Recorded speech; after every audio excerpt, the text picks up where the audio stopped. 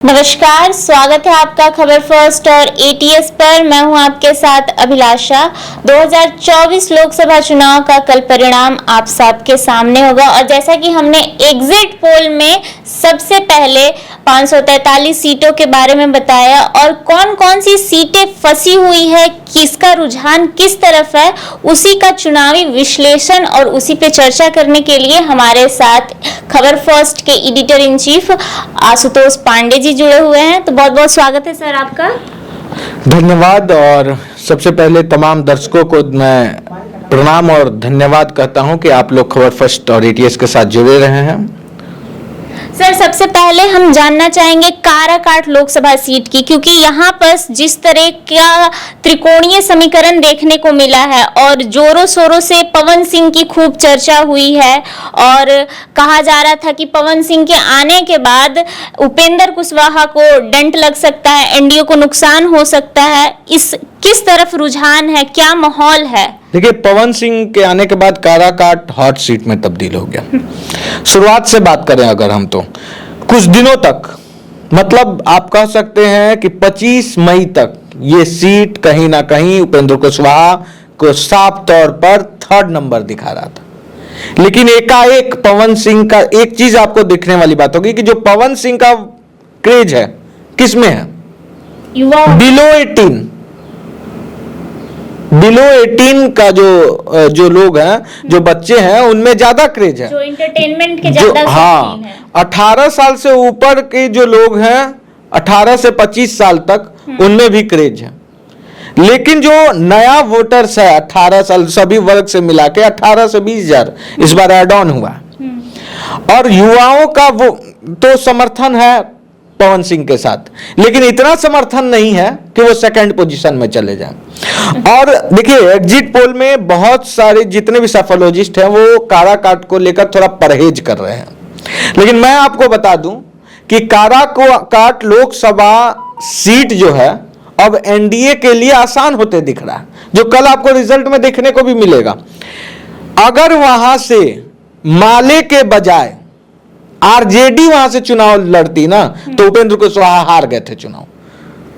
ऐसा देखिए, राजा राम जिस पार्टी से चुनाव लड़ रहे हैं, उस पार्टी सीपीआईएमएल का, उस पार्टी का जो इतिहास अगर आप देखिएगा तो वो अगड़े और पिछड़े दोनों समुदाय के लिए अच्छी पार्टी नहीं रही है।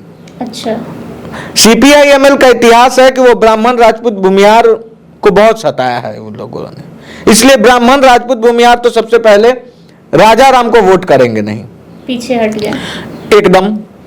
कोयरी समाज आज भी उपेंद्र कुशवाहा को ही अपना नेता मानता है, ना कि राजा राम को। और अमित शाह के कहे जाने के बाद कि अगर उपेंद्र कुशवाहा यहां से चुनाव लड़ते हैं तो वो मंत्री बनेंगे, इसके बाद केंद्र में मंत्री बनेंगे, तो कुशवाहा वोट बैंक जो है वो साफ तौर पर उपेंद्र कुशवाहा की तरफ चला गया, जो कि 1-1.5 लाख है। चिराग पासवान का जो पासवान समुदाय में जो फैन फॉलोइंग है, और आप इसको भी आप नेग्लेक्ट नहीं कर सकते कि युवा भी उनके फैन है, तो जो चिराग पासवान का अपना वोट बैंक है वो भी मिला है, वोट पड़ा है, मैं बात कर रहा हूं। अब मिलेगा नहीं, वोट दे दिया गया। अच्छा, और पूरा राजपूत समुदाय भी पवन सिंह को वोट नहीं किया। और ब्राह्मण भूमियार का मैं बात बता दूं तो उसमें भी जो वोटर 2 से 3 बार वोट कर चुके हैं, वो वोटर्स का वोट लेने में पवन सिंह नाकामयाब हुए।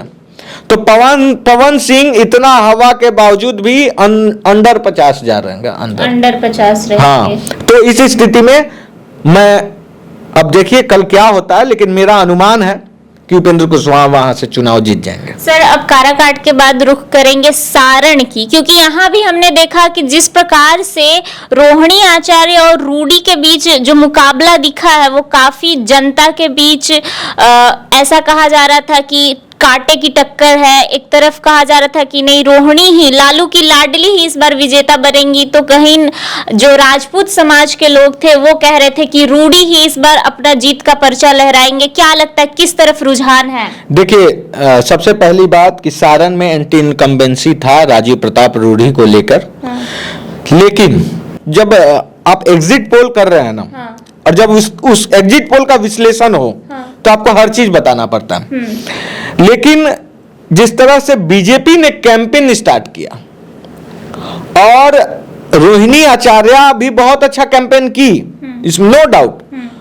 10-15 दिन, चुनाव से 10-15 दिन पहले तक फील्ड पे कहीं से भी रोहिणी हार नहीं रही थी। उसका कारण था जो राजपूत समुदाय में राजीव प्रताप रूढ़ी को लेकर नाराजगी। लेकिन राजीव प्रताप रूढ़ी फिर से एक बार राजपूत समुदाय को मनाने में कामयाब हो गए। अच्छा। और एक बात, वहां से रोहिणी आचार्य का हार का कारण राबड़ी देवी की पतोह है ऐश्वर्या राय रोहिणी आचार्य को उतना जरूर डेंट लगा दी है जितना से वो चुनाव हार जाएंगे। अच्छा। और देखिए क्या हुआ है कि जिस दिन वोटिंग हो रहा था उस दिन मैं खुद सारण में मौजूद था। सारण में मुस्लिम वर्ग और यादव 40% मतलब 70% यादव जो हैं वो रोहिणी की तरफ शिफ्ट हुए हैं। लेकिन ब्राह्मण, राजपूत, भूमिहार, कायस्थ, लवकुश समाज, उसके बाद पिछड़ा, अति पिछड़ा, ओबीसी वोट बैंक, ये एक तरफा बीजेपी को वोट किया। तो इस परिस्थिति में ये सीट फंस नहीं रहा, ये सीट निकल गया। फिर से एक बार वहां से राजीव प्रताप रूढ़ी चुनाव जीत गए हैं और रोहिणी आचार्य फिर सिंगापुर जाने के लिए तैयार हो गई है।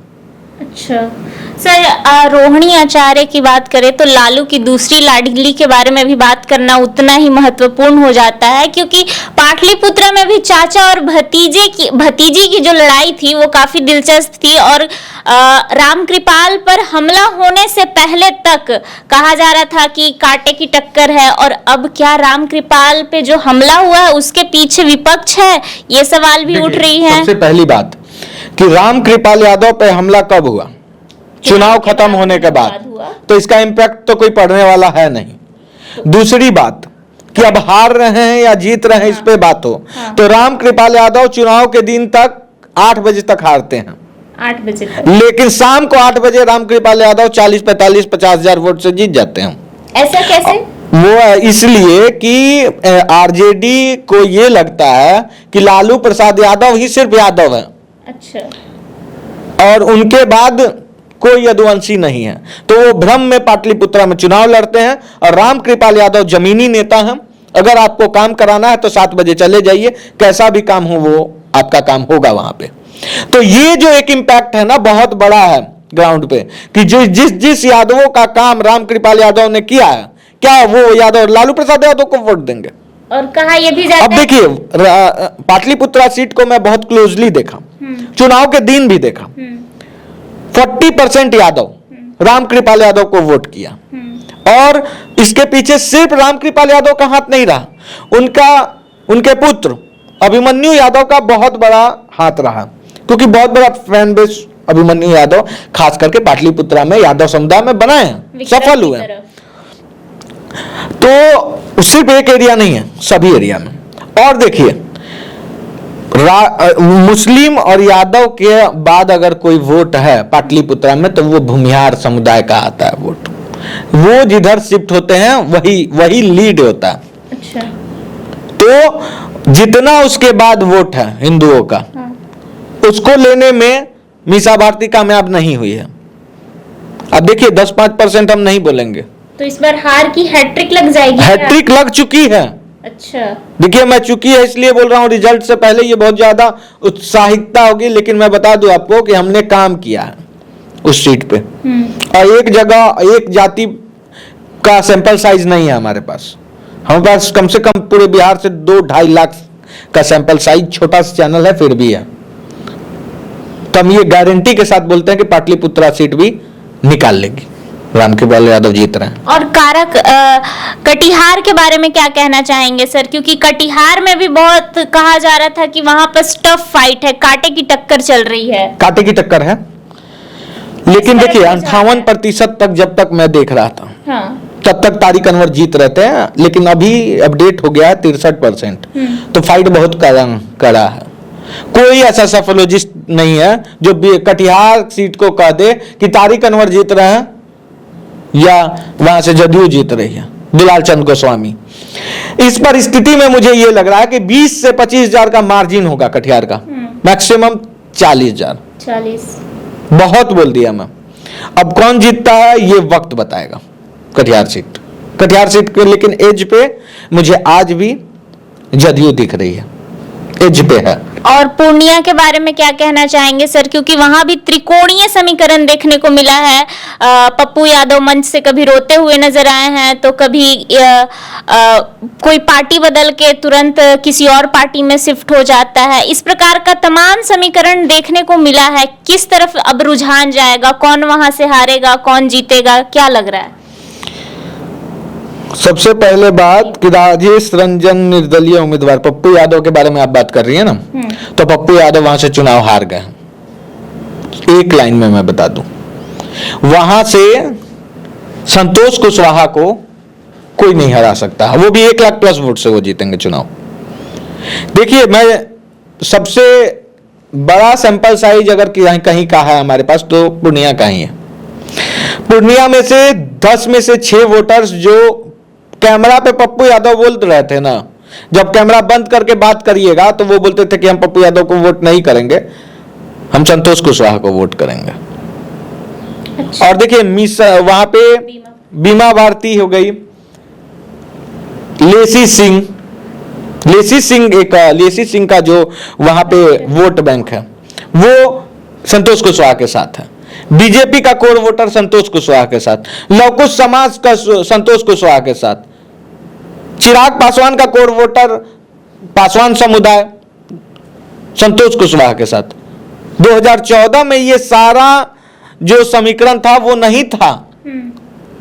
अकेले जदयू जब पूर्णिया सीट उस समय भी थे पप्पू यादव, तो ऐसा नहीं था कि धरती पे थे ना पप्पू यादव, लेकिन तब भी हार गए। सर, एक क्वेश्चन दिमाग में उठता है कि क्या पप्पू यादव अगर आरजेडी से उम्मीदवार के तौर पर खड़े होते पूर्णिया से, तो क्या वो जीत जाते? हाँ, यहाँ से जीत जाते। तब संतोष कुशवाहा और पप्पू यादव के बीच बहुत कड़ा फाइट होता, शायद कटिहार से भी ज्यादा। लेकिन तब भी आप बोल नहीं सकते थे कि जीत जाएंगे या नहीं, क्योंकि देखिए जब पप्पू यादव खड़ा होते ना तो वहां का चुनावी समीकरण दूसरा होता। अभी जो चुनावी समीकरण है, जो मैथमेटिकल कैलकुलेशन है एग्जिट पोल बनाने के लिए, वो उस समय नहीं होता। तो सब डेटा अलग होता, उसके बाद उस डेटा पे रिसर्च करने के बाद। लेकिन मैं ये दावे के साथ कहता हूं कि तब जीत का मार्जिन 25 से 30,000 होता। कौन जीतता ये बता नहीं सकते। तो लेकिन अभी ये है कि संतोष कुशवाहा जीत चुके हैं वहां से। कल आपको रिजल्ट में देखने को मिलेगा। और सर, अब रुख करेंगे हम लोग सासाराम सीट की तरफ। सासाराम में क्या नजर आ रहा है सर? कौन वहां से जीतेगा, कौन हारेगा, किसके सर पे जीत का ताज सजेगा?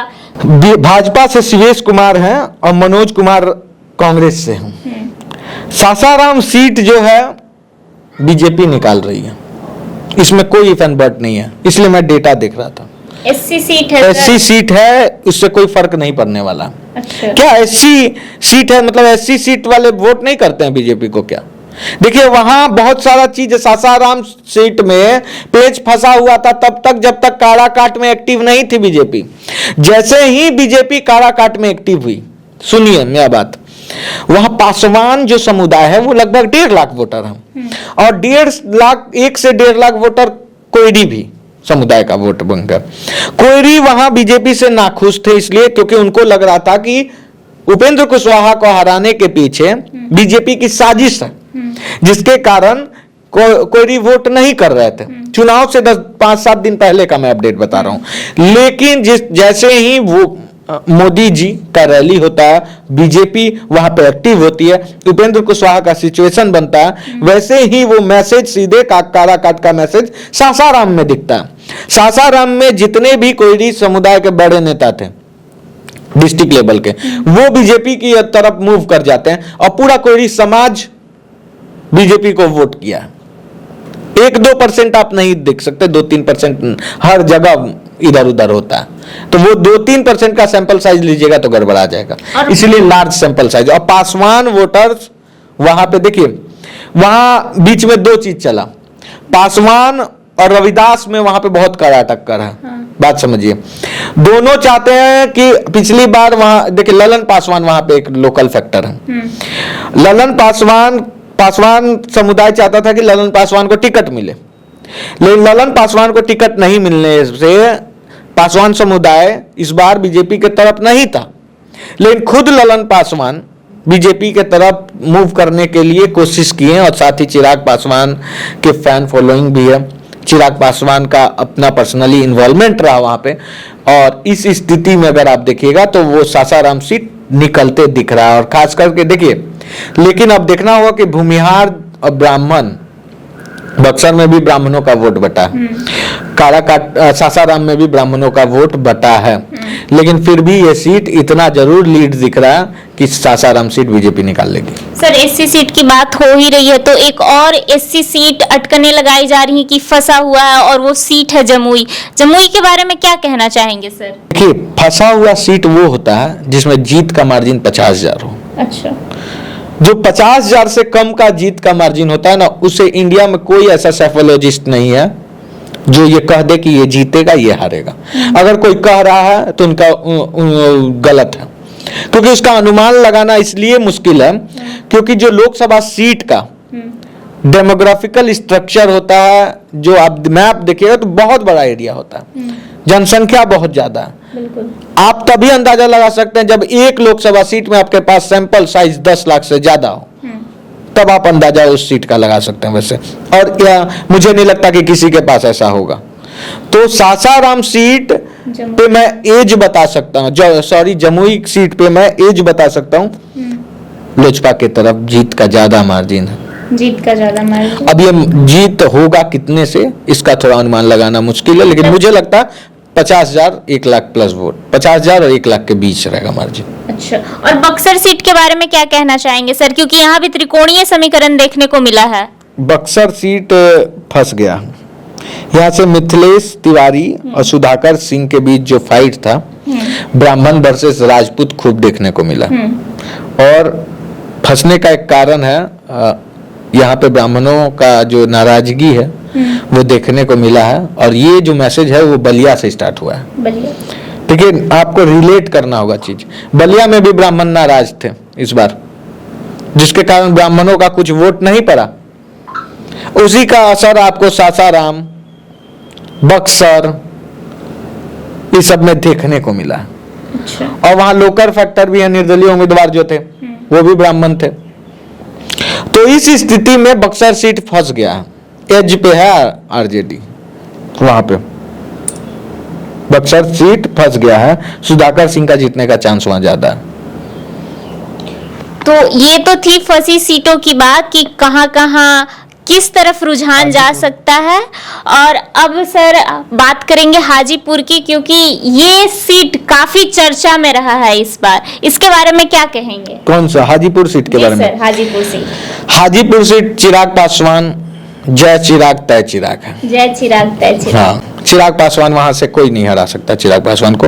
अब ये पूछिए कि जीत का मार्जिन क्या रहेगा, इस पे बात हो सकती है, क्योंकि जीत और हार पे अब मुझे नहीं लगता कि हाजीपुर सीट को लेकर कोई संशय है। अगर हाजीपुर सीट हार रही है, फाइट हो रहा है, तो मतलब फाइट भी अगर हो जाएगा तो सब सीट हार जाएगी एनडीए। हाजीपुर सीट पे आप जीत का मार्जिन हमसे पूछ सकते हैं कि क्या रहने वाला है। कितना रहेगा sir? 2 lakh plus. 2 lakh plus. कम बोला हूं क्योंकि देखिए एक साइकोलॉजिस्ट एक ऐसा धंधा है ना, हाँ। ये एक साइकोलॉजी अगर आप कर रहे हैं तो थोड़ा सा चुक आपको, मतलब आपका बड़ाई कम होगा, इसमें बुराई ज्यादा होता है, लोग नाराज ज्यादा होंगे। लोगों को ये लगता है कि 39 बोल दिया तो 38 नहीं होना चाहिए, 39 बोल दिया तो 40 भी नहीं होना चाहिए। तो ये नहीं हो सकता, 1-2% इधर उधर हो सकता है, लेकिन 2 लाख बोला हूं 2 लाख से कम नहीं होगा। इसलिए अब मैं थोड़ा सा कम बोलता हूं कि इतना हो जाए। और पटना साहिब में तो कहा साफ तौर पे ये जा रहा है, और जिस तरह का एग्जिट पोल भी आया उस हिसाब से यही कहा जा रहा है कि पटना साहिब में भी इस बार फिर से कमल खिलेगा। तो कितना मार्जिन आ जाएगा पटना साहिब में? देखिए अंशुल अभिजीत जो थे कांग्रेस से, हाँ। ये फ्रेंडली फाइट हुआ है, हमको लग रहा है फ्रेंडली।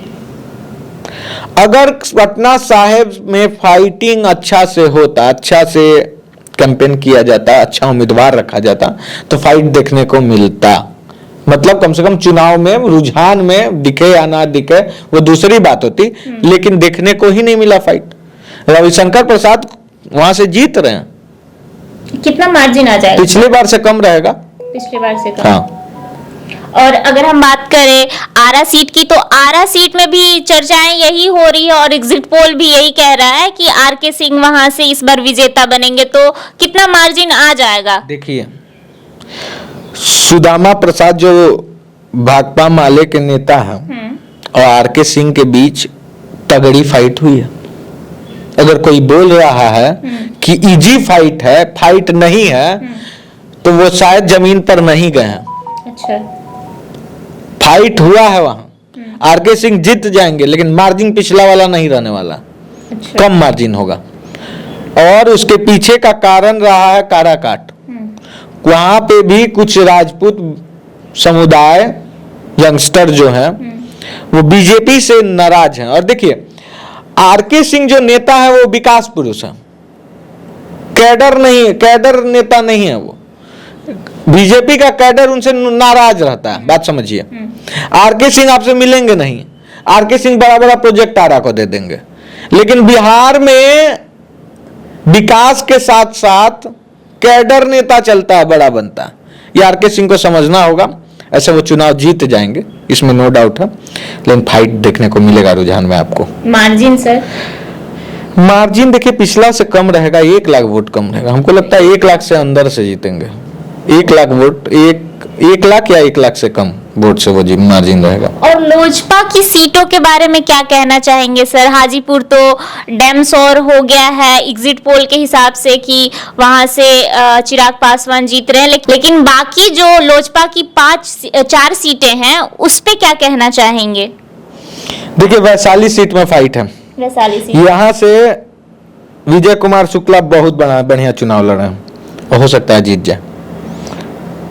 वीणा देवी बहुत फाइट है और मुझे लगता है वैशाली सीट फंस जाएगी। मतलब मेरा ये अनुमान है कि ये सीट वैशाली का नहीं जीतेगी लोजपा। और रहा बात फाइट का, तो खगड़िया में भी आपको फाइट देखने को मिलेगा, लेकिन वो सीट निकल जाएगा और सभी सीट लोजपा निकाल रही है। अगर फंसेगा तो वैशाली, और नहीं तो ये भी क्लोज मार्जिन से। देखिए, मैं हार जीत मैं इसलिए नहीं बोल रहा हूँ, क्लोज फाइट को आप नहीं समझ सकते हैं। ऐसा कोई सीट नहीं है बिहार में जहां पे एनडीए एकदम क्लीन हार रही है, कांग्रेस आरजेडी कांग्रेस की तरह। मैं बता सकता हूं ऐसा 5 सीट जहां क्लीन हार रहे हैं, फाइट नहीं है। लेकिन आप कोई भी ऐसा सफोलॉजिस्ट है जो 1 सीट बता दे। किशनगंज में, इवन किशनगंज में फाइट है। किशनगंज में फाइट है? हाँ, किशनगंज में फाइट है। त्रिकोणीय श्रृंखला है वहां पे। AIMIM और कांग्रेस के बीच मुस्लिम वोट बांटा गया। 4 बजे से मेरा रिपोर्ट है कि 4 बजे के बाद मुस्लिम समुदाय में ये खबर भेजा गया कि अब एक तरफ वोट गिराए, नहीं तो जदयू निकल जाएगी। तब एक तरफ कांग्रेस को वोट पड़ा है। तो इसी ये जो कारण है, बहुत बड़ा कारण है। तो रुझान किस तरफ जाएगा? रुझान देखिए, वहां से मुझे लगता है कांग्रेस निकाल लेगी, लेकिन फाइट देखने को मिलेगा। फाइट, हाँ। मतलब मार्जिन कम रहेगा पिछली बार से? नहीं, पिछली बार ही तो 25,000 मार्जिन था। तो उससे कम रहेगा इस बार, या फिर कुछ और खेला देखने को मिलेगा? नहीं, देखिए, खेला देखने को मिल सकता है। इसीलिए मैं पहले ही बोला कि त्रिकोणीय फाइट है। वहां AIMIM तो अब नहीं दिख रहा है। 4 बजे जो मैसेज रिवील हुआ उसके बाद से AIMIM तो फाइट में नहीं दिख रही है, लेकिन ऐसा हो सकता है कि जदयू वहां से टिकट निकल ले, लेकिन जिसका चांसेस मात्र 5% है। ये मत कल जाकर कमेंट कीजिएगा क्या नहीं आशुतोष जी आप बोले। मैं बोल रहा हूं ऐसा हो सकता है, त्रिकोणीय फाइट है। इसलिए जैसे काराकाट में राजा राम भी चुनाव जीत सकते हैं, त्रिकोणीय है रहता तो, लेकिन अब त्रिकोणीय रहा नहीं क्योंकि पवन सिंह को पोल नहीं हुआ, वोट मिला ही नहीं है उतना। देखिए, ऐसे तो आप चुनाव देखिएगा तो सबसे ज्यादा बिहार में अगर किसी वोकल किसका वोटर है, आरजेडी का, तब तो सब सीट निकल जाना चाहिए। लेकिन साइलेंट वोटर बहुत बड़ा इंपैक्ट पड़ा है। महिलाओं का 90% वोट एनडीए को मिला है। मुस्लिम महिलाएं तक की है वोट एनडीए को। लेकिन सर, जिस तरीके से हमने देखा कि तेजस्वी ने जो किया है इस बार चुनाव में, अकेले ही पूरे एनडीए को टक्कर दी है, क्या लगता है कि विधानसभा के चुनाव में तेजस्वी भारी पड़ेंगे? तेजस्वी 2024 का चुनाव ही नहीं लड़ रहे हैं। नहीं लड़े हैं। आप एक चीज नोटिस नहीं किए, कैंपेन देखिए, सुनिए मेरा बात, मैं ये इसलिए बोल रहा हूं कि तेजस्वी ने एक्सपेरिमेंट किया। किस प्रकार का? आप देखिएगा, MY समीकरण अब नहीं चल रहा है, MYKB समीकरण है जिस पे रिसर्च हुआ है इस बार। अब बहुत लोग पूछेंगे कि MYKB है क्या, तो MYKB मुस्लिम, यादव, कोयरी, ब्राह्मण, इस 4 समीकरण को साधने की कोशिश इस बार राजद के द्वारा किया गया और कुछ हद तक कामयाब हुए हैं, और इसका इंपैक्ट आपको 2025 में देखने को मिलेगा। और 2025 में जहां तक मैं ग्राउंड घुमा हूं कि आरजेडी अगर अभी से इसी फॉर्म में रहे तेजस्वी यादव, और कुछ मतलब सब चीज सही रहा, तो नीतीश कुमार और भाजपा एक साथ भी चुनाव लड़ेगी तो सरकार बना लेके जाएंगे। इतना बड़ा बात मैं बोल रहा हूं कि सरकार कल के डेट में भाजपा का बन रहा है, लेकिन 25 में अगर चुनाव होगा, उस दिन जब रिजल्ट का डेट खत्म होगा, तो आरजेडी चुनाव जीत जाएगी बिहार में, अगर सब कुछ सही रहा तो। नीतीश कुमार अगर आरजेडी में नहीं रहे तो तब का मैं बता रहा हूं।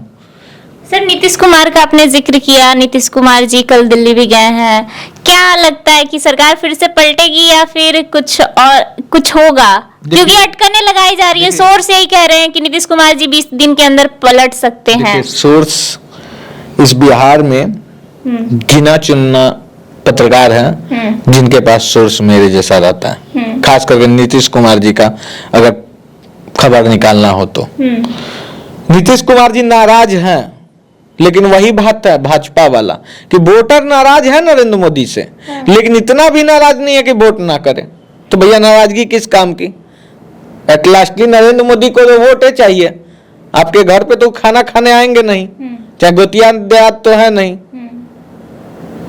तो वही बात है नीतीश कुमार के साथ, नाराज हैं, लेकिन अब नीतीश कुमार के पास ऑप्शन कम है।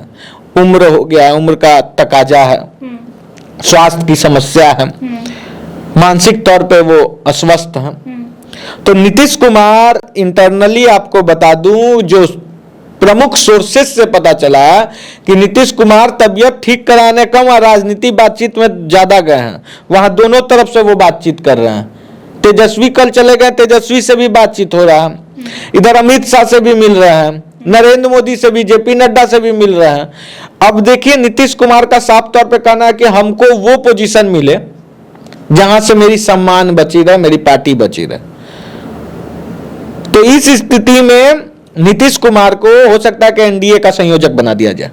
अच्छा। या फिर देखिए, राज्यपाल तो वो बनेंगे नहीं, एनडीए का संयोजक बनकर वो सीएम बिहार का बने रहेंगे 25 तक। इसमें कोई इफ एंड बट अब नहीं रहा। लेकिन अगर आरजेडी नीतीश कुमार को यह आश्वस्त कहती है और ऑन कैमरा ये आश्वासन देने में कामयाब हो जाते हैं, विश्वास दिलाने में तेजस्वी यादव की 25 के बाद भी नीतीश कुमार ही सीएम रहेंगे या जदयू से ही कोई सीएम होगा, तो ये गठबंधन टूट जाएगी 20 तारीख को। डेट दे दिया मैं, 20 तारीख। लेकिन ये आश्वस्त कराना काम हुआ है अब किसका है? तो तेजस्वी यादव का। बातचीत चल रहा है दोनों तरफ। तो आपको क्या लगता है कि 4 को किसकी सरकार बनेगी, किसके सर जीत का ताज सजेगा? कमेंट बॉक्स में जरूर बताएं।